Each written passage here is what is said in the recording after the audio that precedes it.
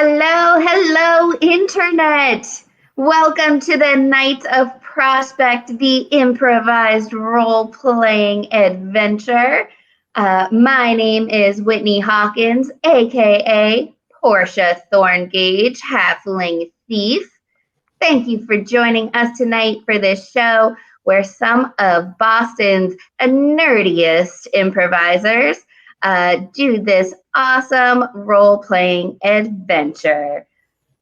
Feel free to join us in the chat if you're following us on Twitch or Facebook, and you may see some of your comments pop up on the screen. We have lots of great donation perks if you donate to our home theater, Improv Boston.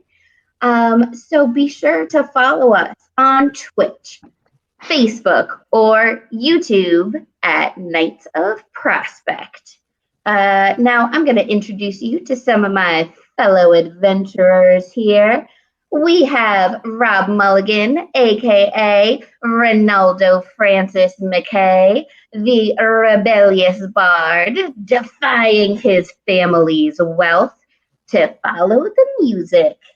We have Kylie Rolandsick, aka Ellsworth, aka Jelly, the prodigious thief and downright scamp at just 11 years old. And we have Sumit Sarin, aka Raz Snowberry, our party's beloved cleric and the wisest person we know.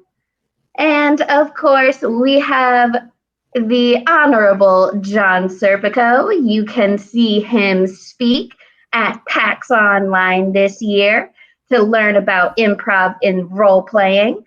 And he is serving tonight as our humble game master. So please, game master, take us away. Sure, everybody. So the four of you are all in Raz's church in Tower Town. Raz is a cleric following Enteresh the Shepherd, he who brought humanity across the sea. And you are in this church because, well, there's a reason you're all there. And Raz, what is that reason? Why have you gathered these folks here? Well, today is, of course, my birthday, and I am having some of my friends over for a little picnic. And since it's raining out, we're going to have it inside the church. Yeah, it's you've got Portia, Ronaldo, and Jelly here with you. So two incredibly skilled thieves and a bard, though they are not just defined by their professions, of course. You extended the invitation to some of your other incredibly close companions. Chauncey the wizard cannot attend, unfortunately, though he sent his regrets and a gift because he has been in close consultation with some element of the arcane college where he's a student. You've in fact seen less and less of him over the last week than in the past few months. Gregory the dwarf has been called away for some kind of ceremony, and when you pressed him to ask why, he just said, it's a ceremony. I don't know what it's for, but I'll be back. Classic. Vil and Hobie, Vil being your fellow adventurer and ranger, and Hobie, her duck and business partner, are in fact here. And she is currently mingling with kind of all the other people at this party. Who else is here? Are there folks from the church, other clerics? Who else is kind of filling the place? Or is this just small and intimate? No, so Rez, who we met last time, I invited up to my church and has arrived as well. Yeah.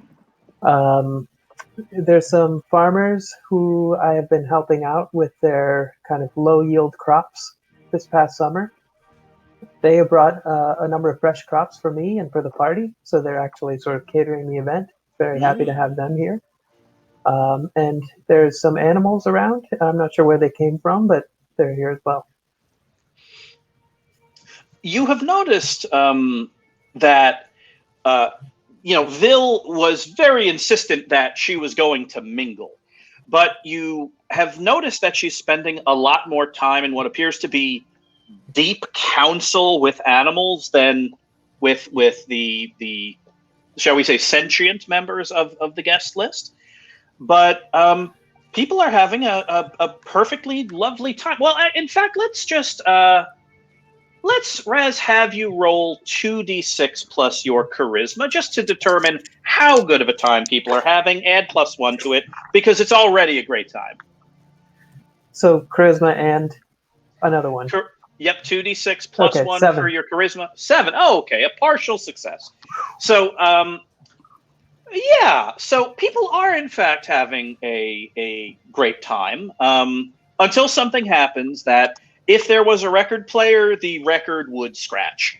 But we'll get to that in a moment. In the meanwhile, it's just all of you kind of catching up about the events of the last few days and weeks, and enjoying each other's company. This is interesting wine, Raz. I've never had wine quite so pungent. It's not necessarily a flavor I expected, but it's unique. Well, very unique. We went mushroom hunting a few weeks ago, and this is actually mushroom-based wine. I thought it was vinegar. Vinegar, yeah. There's some vinegar in there. You're right. It's like sort of a viscous, sort of musky. There's like a musk to it. Yeah, I didn't expect pulp. I didn't expect pulp, but there is definitely pulp in this. And you know what? Yeah. Happy birthday! Happy birthday! Thank you. That's all I have like to say. it. It's like it adds fiber. Yeah. The great thing about it is you don't even need a meal after it. You drink a bottle of mushroom wine and you're good for the afternoon. I'm full. I'm full. Right? I'm so full. I've only had a few sips, and I don't know if I can eat any more of this wine. I really don't think I want to eat any more of it. You know, there's fresh corn back on the grill. Ooh, I do want some of that. And save room. There's these miniature turnips. I've been popping. There's a bushel out by the. Oh, Abelton must have brought his turnips. Oh, I'm so glad. I brought my turnips. Thank you, Abelton. Hey, happy birthday! Thanks, buddy. Abelton seems great. Yeah, He seems like a didn't nice have guy. any turnips until who knows what happened, but suddenly he had at least small ones. That was really nice of him to turn up for your birthday. Yeah. Very good one. Very good one. And a good time is, in fact, being had by all. Ronaldo, for you, this kind of represents something of a respite, because you are still the eldest son of a wealthy, noble family, but the issue is life is slightly harder since you had kind of a very public spat and kind of separation from your mother and father, and the fortune that they were pretty insistent that they wanted you to manage. Mm-hmm. So you are, in essence, you're dealing with something that you've never necessarily had to deal with before, which is how much money you have on you and what you can do with it. I spent most of it. Yes, you did. You do have, obviously you have at least one or two kind of employees of yours in the Mackay kind of family household that are doing their best to support you, but it's a very different world now that you are not the heir presumptive. Yeah, but I'm making it work. I have Erica the Brigand, who steals me a meal here and there. Yeah, is Erica here at this party? Oh, with you? totally. Yeah, Erica the Brigand is here. I know she has a last name. I have not decided to learn it. She's Erica the Brigand forever for me. Mm-hmm. For those of you that have chosen to learn it, her name is Erica Mansouri. She actually, you all kind of came across her in adventure some weeks ago. She was hired, you ultimately found out, by Ronaldo's father to, engage in chicanery to try to force Ronaldo back into the fold of the family.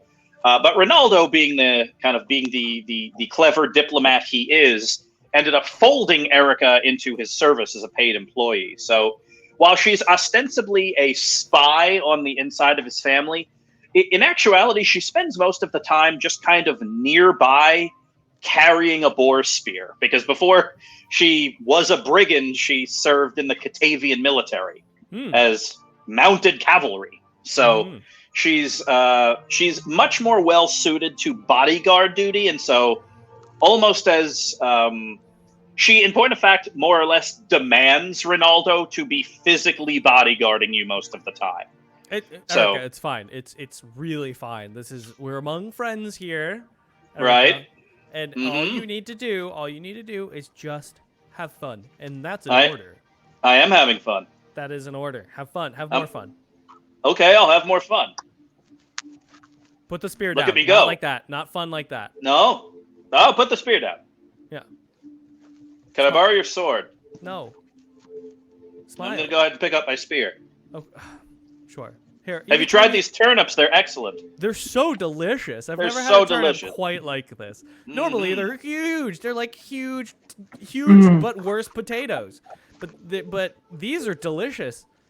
I'm a big fan. Yeah, and in Catavian High diet, I actually call turnips disgusting potatoes. That's the direct translation. Ah. But these are very good, sir. Very delicious. Anyway, I'm going to man the door. No, you... I'm having fun, though, sir. Have so much fun. The most fun. And she's a hoot. She's a hoot. She seems fun. What's funny is she, as your bodyguard, more or less every couple of days when she's able, she kind of secrets you a pouch of coins, almost like an allowance. So she is simultaneously your employee, and she also bankrolls you and also would defend your life. So it's kind of a fun, multifaceted relationship you have. Speaking of the door, the interruption that I hinted at comes literally crashing through. The front door of the church swings open, Raz, as you were about to kind of give a speech. And barreling through is Portia, a friend of yours, and Jelly, a friend of yours as well. It's Corpius Brunt, the pirate slash thief slash garishly dressed criminal about town. Our frenemy. Your frenemy. Throws the door open, quickly turns around and closes it, and literally, as he's about to turn, he already has Erica's boar spear up against his neck. Erica, the door. We have a party crasher, everyone. And with that, there's that record scratch moment. And Corpius looks and kind of sees Raz, you, and you, Ronaldo, and he knows both of you, but he sees Portia and Jelly. Corpius does not look himself. He is wearing essentially a sackcloth shirt. He has like a bag full of stuff. He's not wearing shoes. His hair still looks great, but the rest of him is very kind of very turned around. Portia and Jelly, for all your dealings with him, both kind of personally as a friend or rival, and professionally as a fence and poison trader and fellow thief that you've both worked with. This is almost unnerving. It's like seeing someone in their bathrobe or their pajamas, because Corpius has looked put together every time, even on jobs. So he's kind of holding his hands up like this and like this pouch. Ronaldo, you and Erica look at each other, and she lowers the boar spear. I seek sanctuary in this church. Corpius, you look like an old sack of potatoes. Where are your boots? Where's your hat? Don't you usually have a big hat? Any of it. Normally, I have a whole selection of hats. He kind of walks his bare feet, kind of foot falling on the stone of the church as he walks towards the front. All of the kind of other guests have obviously craned their necks to look at this poor unfortunate guy. and he kind of walks up and in front of Enteresh and everybody says, I didn't have time to take anything except for what's in this bag. Is there a quiet place we could all talk? Nothing to see here, folks. Just a man looking like potatoes. Come on, Corpius. And Jelly and I take Corpius to a quiet corner where just some goats are hanging out. Yeah, it's the three of you and a couple of goats, and Hobie is doing his best not to appear like he's eavesdropping, but he clearly is. Huh. Classic Hobie. Yeah. Hobie's always got to get involved, but hey, he grows on you. Wang. All right. What's going on? What's with the potato aesthetic? It's Fran McLean, the captain of thieves. I think she found out that I betrayed her to all of you those weeks ago. Told you all about the theft, and I was trying to right a wrong here. A thief shouldn't betray a thief, so it's up to a third thief to reconcile between the first two. That's what I did when I told you about that heist of hers, but she wants me dead, and I need to get out of town. Well, I could stay here forever. I don't think Fran McLean would barge into a church and kill me. But you never know with Fran. She is serious. Yeah, she could be a kind of a party crasher sometimes, so. And a party pooper. She would easily ruin a party by murdering someone. She sent 2 of her people into my house last night. And I had to get out, and by the time I got to my safe house, that was already ransacked. So everything to my name is in this bag. I don't even have shoes. Oh, your boots are so lovely. I lost the whole collection, Portia. Oh. All of them. I even paid for some of those boots. Even the sandalwood moccasins? The sandalwood moccasins were the last thing I saw as I jumped out the window. They were stunning. Mm-hmm. I know. Well, so my plan so far... I can't imagine losing all my stuff. That's the saddest thing I've ever heard. It's a great reason to steal more stuff. But I know, right? My friends, I have been driven to despondence. Before I could even think of that, I had to think first of self-preservation, which meant my first thought was, I should go to that church of that priest I know who's friends with those thieves I know.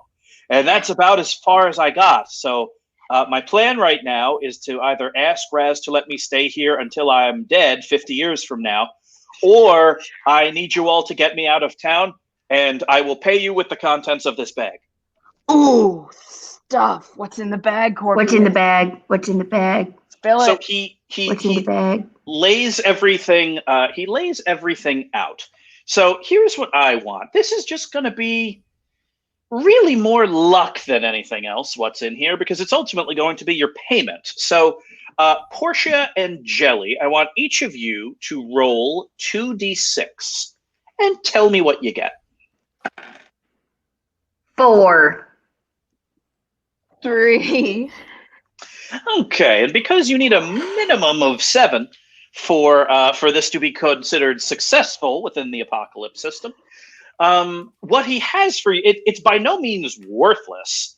It's just not terribly exciting. The thing that he was able to kind of take with him were, essentially some kind of traveling rations, like nicely packed traveling rations, and a couple of purses of gold. So he's going to pay you a not insignificant amount of money, but beyond that, he has nothing to his name. Well, and there you have it. I'll pay for passage. However, you can give it to me, assuming you can give it to me, which there is no guarantee, but it doesn't need to be a guarantee because I'm going to ask Raz to let me stay here for literally the rest of my life. Where is Raz anyway? Let's cut to the front of the church. Raz, you are giving your birthday speech. And even though most years I let the day pass, this year I felt, since it is a year of great change and a year of great turmoil in the land, that it'd be nice to have a day of celebration, a day where we can all get together and kind of forget troubles of our pasts and just enjoy the day for what it is. So here's to me, and here's to good times all the time. To good times all the time! To good times all the time! Wendy and Marcus, the couple that you married all of those months ago now, stop by to celebrate, but not to drink, because Wendy kind of knowingly taps her middle, and Raz, I just want to say I feel like we're on the first steps of a grand adventure in life, and you were right there with us when it began. Was I? Well, you married us. Oh, right. Yeah. And you also saved us when we made that pilgrimage, and that fell apart pretty quickly. Right. Yes. Yeah. That was a close one. It was. Things might have ended pretty quickly. Yeah. That would have been a very quick adventure if things went more south than they did. Right. Yeah. Well, we just wanted to say hello and congratulations and happy birthday. And congratulations to you. Oh, wait, for what? You know. Oh, yeah, thank you. Thank you so much. Yes, that's why we're not drinking today. Right. Yep. Yep. All right. Happy birthday, Raz. Thank you. And with that, kind of the party eventually winds down. There, piles of food that were left over are eventually going to be kind of packaged up and sent out to those in your flock in need. But as for right now, it's kind of all of you and and a very out of sorts Corpius Brunt kind of sitting in the middle of the floor on cushions in the middle of this big cathedral of yours. Well, Corpius, I mean, you can stay here for as long as you like. The church is always looking for more help. I have an extra office. I would love to teach you the ways of Enteresh, and maybe you can take over this church one day when it's my turn to take a pilgrimage. So I'm leaving the door open, and it's up to you. Wow. Well, that sounds pretty good. I'm not sure how faithful I am or I'm capable of being, but if Everybody's you're offering... capable. Oh, well, that's very profound. But yeah, if that's how it'll be, then yes, I'd be happy to stay. Thank you so much. I don't think anybody knows I'm here, which is good, unless any of your flock are active in the criminal underground. Well, aside from Portia and Jelly, which I don't think they are. I probably would have recognized them. So yeah, I guess as long as I'm here, I'm safe. At that moment, the front door opens, and an absolutely enormous person pops her head in, just kind of looks around, makes eye contact with Corpius, turns around and shouts loud enough for all of you to hear, "Yeah, he's in here." Excuse me. Who are you? Who are you? Oh, what's her name? Someone shout out a name. Candace. I'm Candace. I work for Fran McLean. I'm a hired killer, and I'm going to find a way to murder Corpius Brunt. Candace, I'm going to do it with this knife. And she holds up a knife and then puts it back in her belt. Can I use my new ability, Sick Burn? Yes, you can. As Candace pulls out her knife, I want to say, Candace, you do recognize you came in here as a hired killer, told us exactly what you're going to do, then showed us the most pathetic knife I've ever seen in my entire life. Right, you do realize that's what just happened. Yeah. I'll roll Ouch. Yeah. I was there. So the way Sick Burn works is on a 10+, she bears this scorn and is shamed. On a 7 to 9, there are generally positive consequences. On a 6 or less, things get critical in a minute. I rolled a 10, so. Oh. How does her shame manifest? Because I served up something quite fresh, basically described what she did, and I want to know how she cries. Fresh like a turnip. The reason why, Ronaldo, this works so much is Candace. It is very clear to you. Actually, Portia, you have seen Candace. You've never crossed Candace.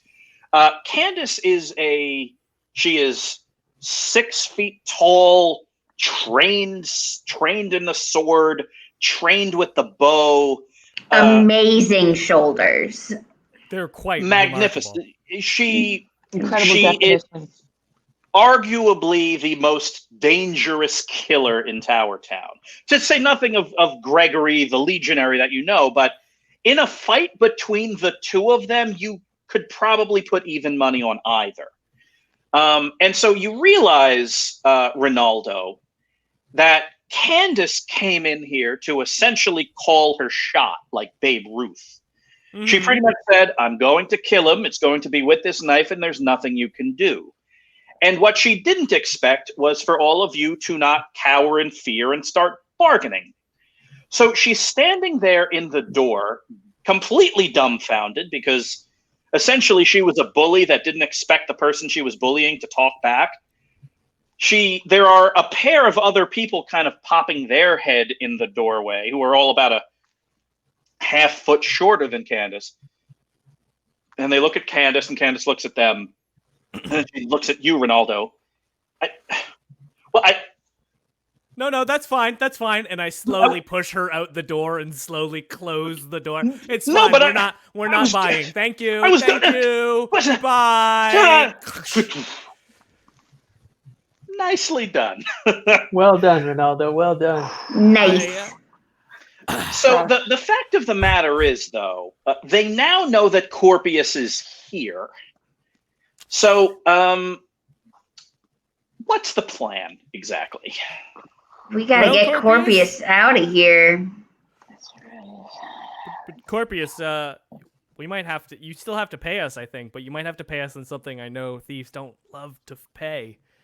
A favor. Oh. You might have to owe us a favor. We hate favors. That's like not a thing. That's just something you do. Yeah, it's not stuff. You have to do stuff for us if we do this for you. It's the currency of trust. I was hoping you'd ask for something as a favor I could do right now. I don't suppose this is a favor I could do right now.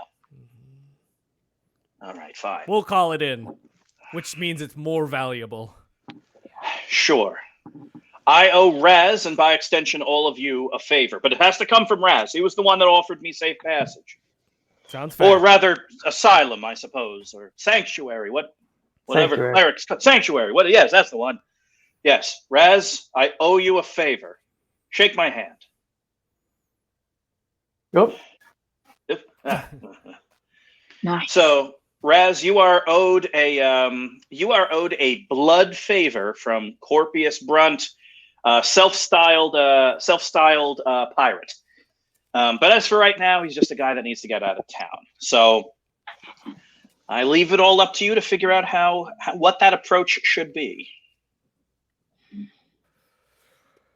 I would like to cast divination to see what is happening outside of the church. Absolutely. Cast divination. That's going to be 2d6 plus your wisdom. 8. 8, sure. So you, I'm going to say that you draw unwelcome attention to yourself with the casting, though it is successful. So you do what you do when you commune with Enteresh, which is, of course, Enteresh, show me what's happening outside the church. The unwelcome attention comes from the fact that the hired killers outside the church heard you ask that, which means that they now understand that this isn't someone running in and asking sanctuary at any random church. So essentially, Enteresh, in the way that Enteresh the shepherd does, kind of places the ideas in your head as if they're in your own voice. And so you could almost hear yourself in your own head kind of describing the scene outside. Candace, you see kind of walking quickly away, kind of her back ramrod straight, kind of wiping a tear away. But there are a pair of kind of swordsmen outside, a man and a woman. They're both wearing rapiers, wearing, kind of black tunics, and essentially they have between the two of them like packs. Essentially, they're setting up a picnic dinner right now. So they're staking this place out. Okay. So Enteresh tells me that there's 2 people outside our door with rapiers. We could probably take them if we were to be physical.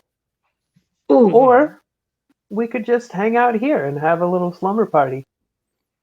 Or what? I could take some of my poison, rub it on some of those delicious miniature turnips, offer it to them as a seemingly beneficial nourishment for them, and it'll make them fall into a deep sleep. Ooh. That is deliciously clever, Jelly. That is pretty good. All right, you want to give that a shot? Let's give it a shot. Cool. So, the poison is called the oil of Tajit. You are, I think, Portia, you may know that poison as well. Yes, I believe that is oil of Tajit. Yes. Yeah, the two of you are both, expert poisoners. And, in a lot of ways you apply your craft similarly. So, the two of you take to kind of essentially oiling up some turnips and, going out there. And the reason why this may work at all, we'll see if it does, but the reason why it may is almost as it might essentially be seen as a professional courtesy. I'm going to drape a cloth over my arm so as to look like a cater waiter. That sounds like an aid roll to me. So, Portia, roll 2d6 plus your charisma.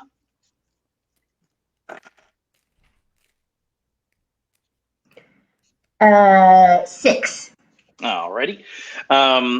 So you certainly look the part. So the two of you kind of walk out, kind of cater waiter, scarf over arm, Jelly with a bounty from inside, and the two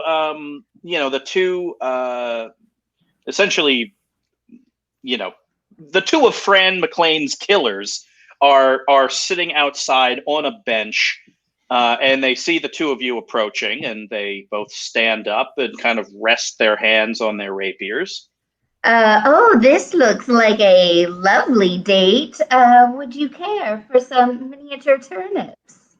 Oh, they're delicacy. Of the two of them, the woman steps forward and says, "Well, we'd prefer if you let us get in there and drag Corpius out."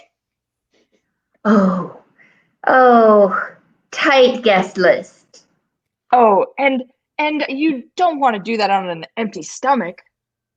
I would say have a snack, get your blood sugar up, and then you can get down to brass tacks. You're not going to bribe us into leaving. You know who sent us. Corpius knows who sent us. Who's asking you to leave? We're offering you snacks. It's an hors d'oeuvre. All right, Jelly, roll this is going to be 2d6 plus. Essentially, this is going to be, you know what this is? This is a parlay. You want them to eat some turnips. They don't want to eat some turnips. Portia is there, kind of backing you up. It's just a couple of people looking out for two people in kind of the same profession, even if you're on opposite sides of this thing. So I'll let you do a parlay. So that's going to be 2d6 plus your charisma, Jelly. Yes. 9 plus 1, 10. Well, we appreciate the professional courtesy. You've both done some stakeout work in your day. I'm sure you know how tough this is. Oh, it's a long night. Are you kidding? A long night that could turn into a long week. Tell me about it. Oh, you end up so stinky? Ugh. Mm-hmm. And this one here doesn't bathe even if he has access to water. Hey, that's not fair. Oh, you're hilarious. All right, we accept the gifts as they are intended. Let us hope that this does not come to bloodshed, and that you all think better of keeping that betrayer in there. It absolutely will not come to bloodshed. Here's hoping. And they both kind of toast with a turnip and slice a couple up, put it on a piece of bread and eat it. And you're all kind of waving and backing up and slowly backing up. And eventually the two of them sit down on a bench and fall asleep, heads on each other's shoulders. All right, everybody, you bought yourself a window. Looks like they're asleep outside. Raz, should we dress Corpius up in like some priestly vestments? Sure, I have my my vestments for the road. I can hand those off. I can stitch myself a new set. Yeah, and you know what? Should we trick people to think one of those sleeping guards outside is Corpius? Just like drag him inside, dress him like a potato, and when they burst in, they're like, "We've got Corpius." Great idea. Do you think the that old works? switcheroo? Yeah. I love it. Yeah, that sounds pretty good. So here's how this is going to work: is Raz, because you're the expert in clerical fashion and the donning of vestments, I need you to roll. I need you to roll 2d6 plus. Let's say this will be your dexterity to kind of whip up, and I'll give you a +1 because you know how clerics should look, to kind of sew something together that works for you and works for Corpius, and then you're going to kind of put clothes on someone else. Before you tell me that, Ronaldo, what you're going to roll is discern realities. Because essentially, here's everything that has happened and is about to happen. Mm-hmm. Corpius came in here seeking asylum. He was sanctuary. He was immediately found out, and so now the plan is to get him out of town. Portia and Jelly bought you a window to get him out of this building. Mm-hmm. But the greater problem is getting him out of town itself. You know, Ronaldo, because you have owed and still owe Fran McLean a lot of money, that she kind of has her hands in everything. Mm-hmm. So your discern realities is going to be based around things you need to know to physically spirit this thief out of town. Sure. So roll that and ask your and think about the questions while we talk about what Raz did. So Raz, what'd you get? I got an 8. Okay. So the trick is this: you can either convincingly dress up Corpius like a traveling cleric, or convincingly dress one of the two sleeping murderers outside as Corpius, but you can't do both. Let's convincingly dress Corpius as a cleric. Sure. So we see kind of a bit of a montage at this point while, and actually, Ronaldo, what did you roll? Oh, I rolled an awful 6. Just okay. Not enough. Well, here's what it's going to be, though. You're going to have to ask one question. Mm-hmm. The answer will be terrible. Okay. So what is the question that you kind of need more information on in terms of getting Corpius out of town? What should I be on the lookout for? You're pretty sure that Fran McLean, self-styled captain of thieves, has paid off guardsmen at every gate leaving this city. So if you take him out through any wall or on any road on the surface, you're going to be found out. We need to get him to the docks. He is a pirate. So here's the montage. We see kind of Portia and Jelly, poisoning these two people, and then kind of like getting their heads together and then running back in and like packing up supplies. Raz, you are like quickly stitching some some heraldry onto a tunic. Ronaldo, you're like looking at a map of Tower Town and just like writing X's on all the gates. And yeah, you have just kind of this moment. You're all like crossing and figuring out.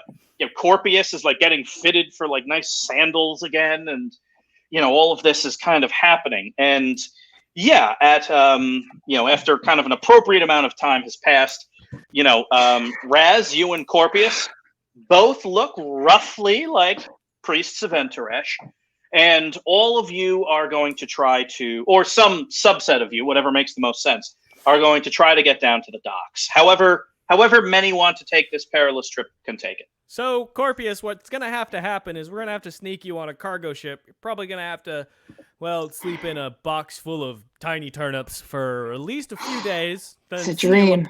Steal a boat out to steal a boat and hopefully drift towards land, because that's the best way for you to get out of here for now. And then regroup in, I don't know, nearby town. All right. Start your new criminal empire in a smaller city, That sounds pretty nice. I might head north to Catavia. That could work. Yeah, it's great this time of year. Turnips are huge, though, so it's a little big turnips. I do like the smaller turnips. Much sweeter. Mm-hmm. So so that's the plan. You're essentially going to get Corpius down to the docks, and when you're there, you're going to see kind of what boat you can either let him abscond with, or some other kind of boat to get him out of here at the appropriate time. So who is well, you know what? I feel like you all should probably go with Corpius. Yeah. I don't know if there's unless there's some degree of chicanery involved, it might be best to just physically have a bunch of people guarding this poor guy. You know what? It's Raz's birthday. He should really decide.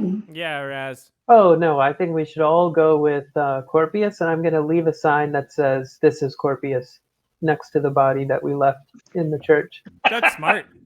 Smart. Yeah, you didn't necessarily have the time or the fabric to really dress the sleeping guy like Corpius. Yeah. But, maybe a sign will be very okay. Yeah. Middle work. Here lies Corpius, Fran McLean. At least instill the idea. Yeah. It may give you an extra couple of seconds. Right. So you kind of gather stuff up. Thankfully there's plenty of food here, so you kind of pack Corpius up a care package. Portia and Jelly, he gives you kind of small sacks of coin, and Razzie gave you something more valuable, which is a favor from Corpius that you'll be able to call in at some point. And you kind of pack him up and get him ready. So the big question is, and I leave this up to anyone to really kind of decide and answer, what is your general approach to getting him across town from this Church of Enteresh to the docks? Ronaldo, doesn't your family business in import-export? Mm-hmm. Yeah, that's kind of the idea I had. Ah, perfect. Do they have a system to get goods to the docks? Oh, yeah, but I'm not privy to it right now because my father hates me, but... Is Erica? Erica? Yeah, hold on Erica. a second. Erica, stop guarding the door. We have a question for you. All right, sure. What's up? Can you help us sneak this person of note who you don't need to know, who you probably already know because you were listening, to... That's Corpius, the thief and pirate? Yeah. Yes. Slash cleric. First of all, first job, you don't know that. Second, that's the first thing.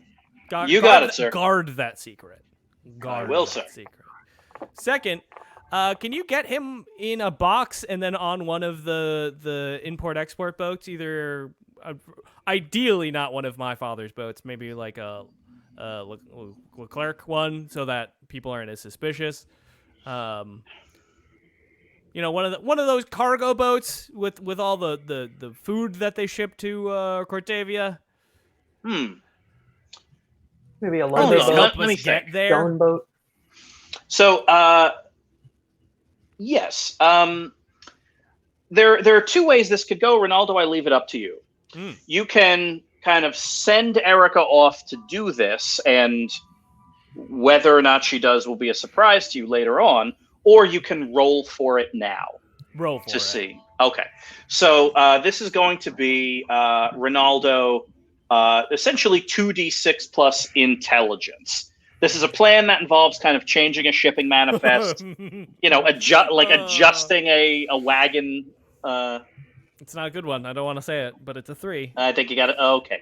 Yeah, that is. So what do you think, Erica? Do you think it'll work? We'll rig up a pulley system. We'll rig up a pulley system to pull him onto the boat, and then we'll put him in. Oh no, we'll put him in the crate. No, maybe we'll catapult him. We'll catapult them onto the boat. Like a launch. Yeah, a launch him onto a like a trebuchet. Yeah, a trebuchet. Tray. We cut to 2 hours later. All of you are standing around a Mackay family wagon with a Leclerc stamped box in it, talking about rigging up a pulley system once you round the corner from the warehouse district up into the docks, which are literally right around the corner. Right. And you're kind of actively arguing how it would work and how winches work and... I don't know anything about winches. I don't know anything about wenches. I don't know anything about most W words. I didn't do well in academy. Yeah, you're all taking turns diagramming pulley systems and counterweights. Yeah. When Fran McLean herself, along with half a dozen armed killers, walk around the corner and are staring at all of you. And Fran looks at all of you and says, "Oh, by all means, I'll wait till you're done with your math." Okay. No, that's good. It'll be a little while. Yeah, it's going to be a bit, so you're going to have to wait for a bit. We're not... You might want to leave. Yeah, and then come back. We're terrible at math. We'll still be here. The part that broke my heart the most, and she reaches into her kind of cloak and pulls out a note, is that you lied to me. This note that says this is Corpius was put on someone that was not, in fact, Corpius at all. And Ronaldo, you and I have had business dealings, and you've betrayed that sacred trust by trying to abscond with someone. Before we jump to conclusions, that Corpius was written in the ancient human language of Latin, where Corpius means body, and in fact, that is a body. Yeah, this is a body. That's what I meant. Mm-hmm. Very astute, cleric. My quarrel is not with you. A terrified man who is terrified justifiably ran into your church seeking sanctuary. I'm not mad at you for granting it. Ronaldo, Jelly, Portia, we all know each other. We sure do. Great friends. Yet here we are.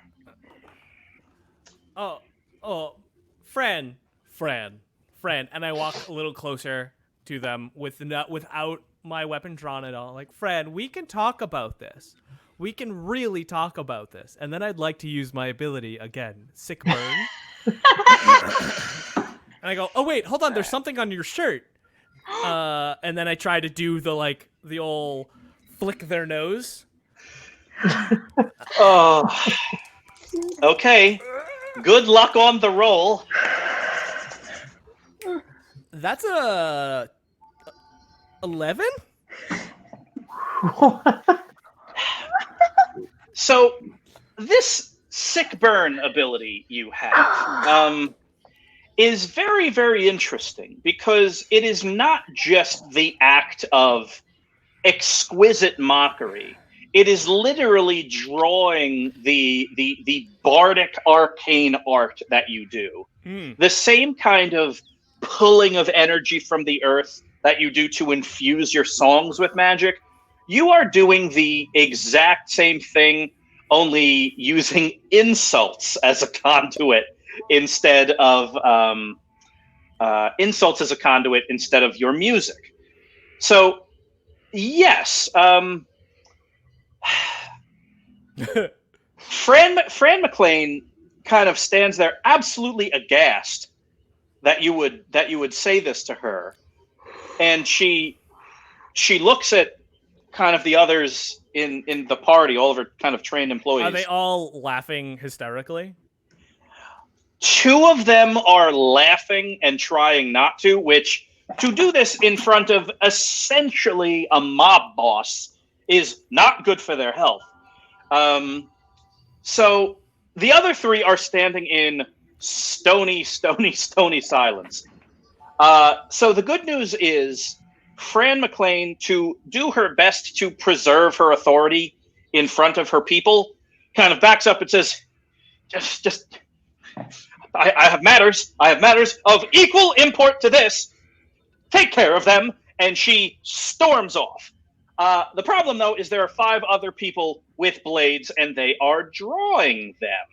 So, everybody, it is time for a little bit of dockside hijinks and violence. So I quickly look back as they draw their blades, just be like, I think I bought enough time. You might want to get out of here, Corpius. Got it, will do. And he kind of starts. He starts kind of trying to open the box, but the other part of the plan that failed is to make it convincing. You hammered the box shut because you weren't going to open it until you were going to get to the docks. So a couple of things are going to happen. 1, you're all going to be involved in a giant brawl along the docks. And 2, someone needs to get Corpius out of that box. So starting in any order we choose, someone go first. Tell me what you want to do. You have 5 people armed with rapiers. One of them has a broadsword. It's serious. So give me the rundown, everyone. Who wants to go first? Well, I can get Corpius out of that box. I can pick any lock, unwedge anything that's been jammed. I'll get him right out. I'll use my rapier. I'll use my lock pick kit. All right, sounds good. So the way to do that is you are going to use tricks of the trade, which is 2d6 plus your dexterity. So you essentially your comrades kind of form kind of a battle line in front of you, and Jelly, you hop up into the wagon and start trying to pry up nails. So let's roll 2d6 plus your dexterity. Tell me what you get. I got 6 plus 1, 7. I got 7. Okay, so the good news is that you are able to start opening these things up. The bad news is it's going to take a second turn as well. So you are just starting to work now. Like, you have your tools and pry bars, and you're pulling things open. One of them apparently had a crossbow because a bolt flew like right by your eyes as you were working. All who right. wants to go next? I don't like them taking a shot at Jelly, so I'm taking a shot right back, and I'm using a green arrow. And that's my arrow with some serpent's tears on it. Go for it. Roll it. 4, 7. Plus my dexterity. Plus your dexterity for a volley.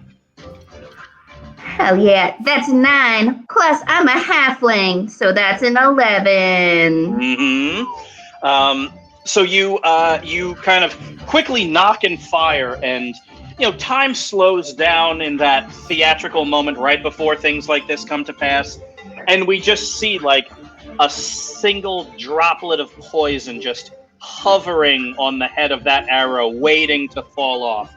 And it doesn't, and you fire, and it hits one of the it hits one of these killers right in the chest, and he staggers back, and then he immediately starts getting dizzy. Who wants to go next? I'd like to take my rapier and try and take either their bootlaces and tie them together to trip them, because I don't think I can win here, but I would like to try and cause as much chaos so that they can't attack us. So I'm trying actively to fancily tie someone's shoes together with my rapier. That sounds pretty good. So this is going to be a hack and slash.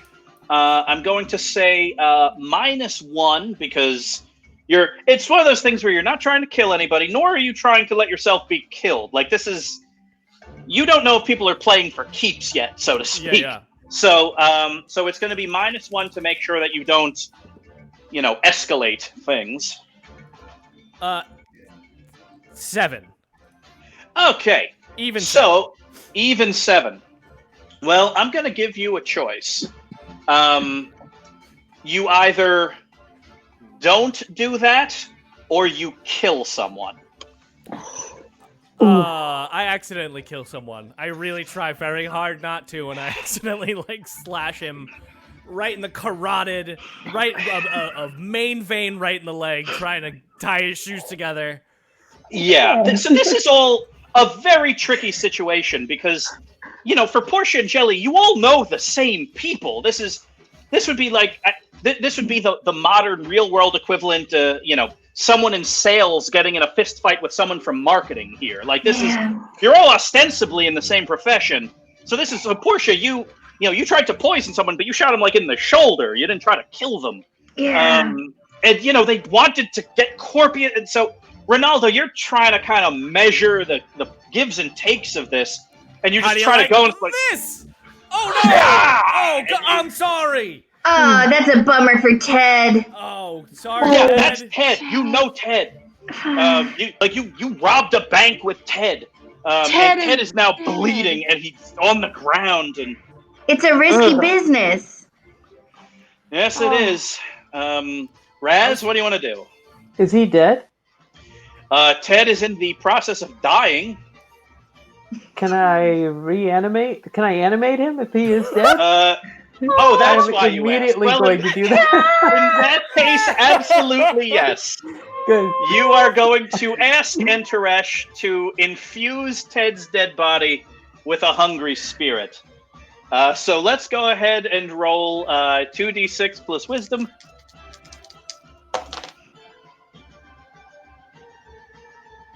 That'll be a 9. All right. So Ted's back, baby. Ted.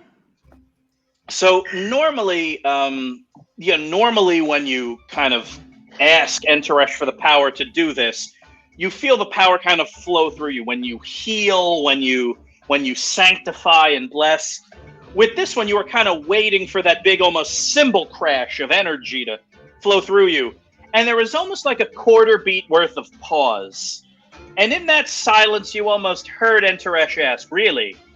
All right." Within a moment, the body of Ted kind of wrenches itself upright. Whoa! Animated by despicable necromantic energies. Is this what you wanted? Oh, he's back. Give Ted's body an order. What do you want Ted's body to do? Attack the other 4 attackers. And that's immediately what starts happening. So you kind of Oh my god! So it's night. The docks are empty. You hear boat bells in the distance. There's a fracas in an alley. The captain of thieves was just insulted by a nobleman, and now all of a sudden there's a zombie trying to murder somebody. Oh my god! Ted! All right, Portia or Jelly, top of the lineup again. I'm gonna. It's gonna take you another turn to open this up. But what do you want to do in addition to that? I'll let you do something else. In addition to getting Corpius out. Yeah, you're gonna pop him out right now, but you can also do something else. Ooh, I want to send him towards safety. I want to create a trap. I want to create a trap for the remaining forces against our plan. I'm going to create a trap to help the zombie capture these violent, Fran minions. Sure. So here's how this is going to work. Probably the trap you could set up the most quickly would be, and you have one. It's kind of folded up like an accordion. It's essentially a spike strip, and so you kind of pull that out and toss that down. So just to make sure it works, just roll 2d6 plus your dexterity. I got an 11. That is a complete and total success. So you kind of stand up on the top with like a very dramatic kick. You like kick the side of the box one more time. The last nail pops out. Corpius springs up. You then, kind of reach into your multi-pocketed adventuring outfit, pull out this like spike strip and toss it kind of over the heads of these killers, and it kind of extends out. And that's the opening that kind of Corpius needs. He starts taking off towards the docks. Portia, your turn. I'm gonna loose another arrow at them. There's still one that hasn't been hit. Yep, there is now. Ted the zombie is currently occupying one of the other fighters, which means there are 3 left. One has been hit by one of your arrows, and so there are 2 that are trying to make sense of this. Ronaldo at this point is now in a duel with one of them. Yeah, I'm gonna take that guy on his own. Gonna loose an arrow at him. All right, go for it. 9. That is a hit. The consequence is that this person attacks you as well. So, this person's on their own, sees you kind of knocking a bow. She kind of makes eye contact with you, and there's that moment where it's like, okay, we're doing this. We are doing this. And there's also that vague quarter second where it's like, do we know each other? Have we worked together? It's Sheila. Sheila. She's running towards you. You fire an arrow and hits her in the thigh. As she's going forward, she was the one that had the crossbow. She kind of falls to a knee and shoots you with a crossbow in the thigh. And then you're both just like, the spike strip? Does her knee land on the spike strip? Yeah, it does. Oh, Sheila! Portia! You picked the wrong side! So now a pair of criminal marksmen have shot each other in the leg and are now just like on the ground, moving in pain. Corpius is kind of bombing down the street. Ronaldo, what do you want to do? You are currently in a sword fight with another one of these folks. I'd like to hack and slash him, and with the attempt to try and disarm him again. Sure, go for it. Successfully, I should say. Hack and slash -1. Another even 7. Dealer's choice again, Ronaldo. Either I fail or it dies. Yeah. Oh, I accidentally. So what happens is I go to try and disarm using his dagger or using my rapier, but I am too close to the wrist, and so I do successfully disarm him, but I also cut off at least a finger or 2 at the same time. Yeah, he's never going to fight with his right hand again. Oh, I'm so sorry, but you pulled this on me. This is your fault. I'm just doing a job! Oh, God. You attacked us! What do you want from me? I'm not apologizing. Go home to your mother. Kiss her on the forehead. This is your fault. So, Erica has, is kind of, the second this all happened, Ronaldo, Erica became,